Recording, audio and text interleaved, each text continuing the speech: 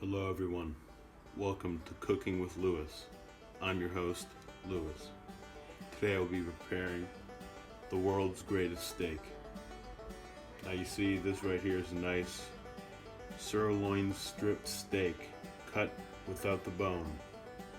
A prized possession for most and a delectable meal. Today we will be using sea salt, pepper, and Montreal steak seasoning to season this bad boy. We will also be using around 3 tablespoons of butter and 1 clove of garlic. First off, we're going to hit this bad boy with a little bit of sea salt.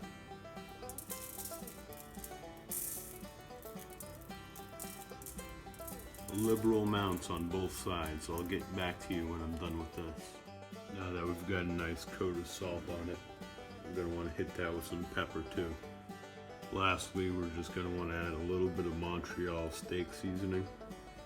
This stuff is great. I recommend that you put it on everything. Now to cook this steak, I'm going to be using a nice iron pan. You could use cast iron, you could use stainless steel. The thing is, you just really want the steak to stick to the pan and not to release until it's nice and caramelized on the side that's facing down. And iron and cast iron and stainless steel really do a good job with that, so that's what I would recommend. You're going to want to get your pan rip-roaring hot before you even think about putting the steak in there. Once your pan is nice and hot, you can go ahead and lay your steaks in there. But you're going to want to make sure that you lay them away from you so that if any grease sparks up, it doesn't land on you. So here we go.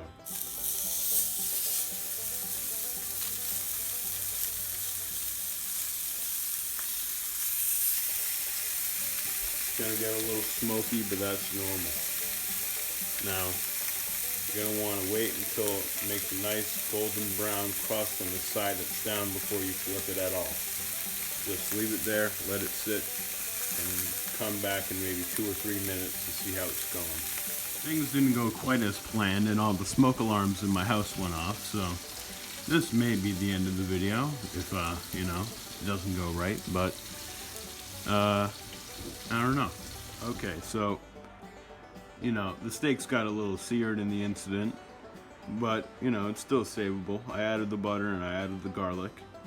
And now what we're going to want to do is you've got to spoon the butter over the top of the steak as it cooks. So I turned the heat down to medium and I flipped the steaks because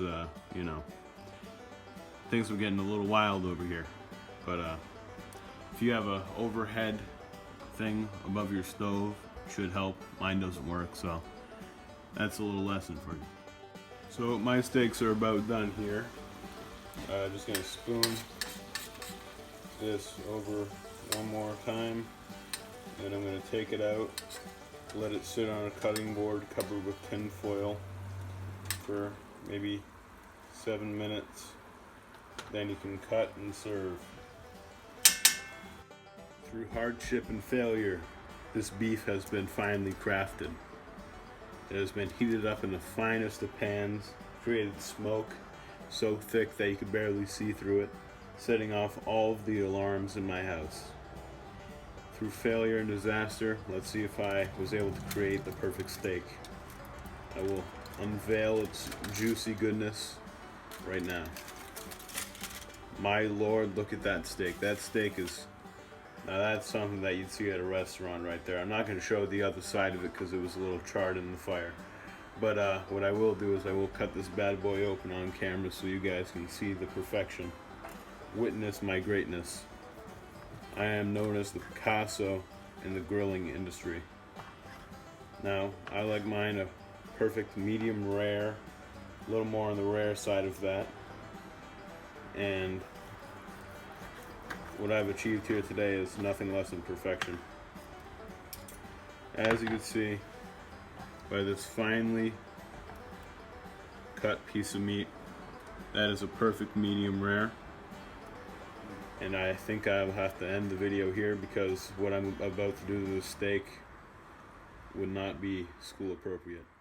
After trying this steak, I can confidently say that this is my best work yet.